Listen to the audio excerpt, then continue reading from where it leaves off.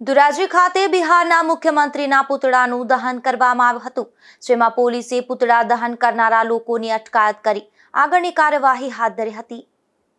ધોરાજીના 3 દરવાજા વિસ્તારમાં બિહારના મુખ્યમંત્રી નીતિશ કુમારના પુતળાનું દહન કરાયું હતું।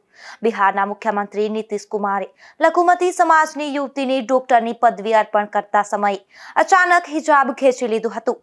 ડોક્ટર યુવતીની મંજૂરી વગર હિજાબ ખેંચી અને ઉતારી દેવાતા ઠેર ઠેર રોષ ફાટી નીકળ્યો છે। ત્યારે ધોરાજીના 3 દરવાજા વિસ્તારમાં નીતિશ કુમારના પુતળાનું સામાજિક આગેવાનો દ્વારા દહન કરાયું હતું। મારું નામ સલીમ મુગલ।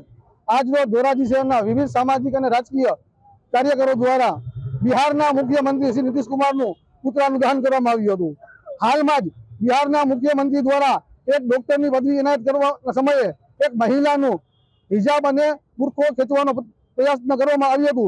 તે ઘટનાને અમે કડક શબ્દોમાં વખોડીએ છીએ અને એ સંદર્ભે ધોરાજી શહેરના 3 દરવાજા ખાતે નીતિશ કુમારના પુતળાનું દહન કરીને આક્રોશ વ્યક્ત કર્યું છે।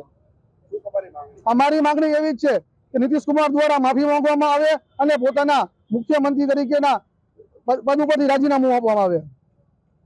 આ ઘટના બનતા પોલીસે ઘટના સ્થળે પહોંચી અને પુતળું દહન કરનારા લોકોની અટકાયત કરી કાર્યવાહી હાથ ધરી હતી।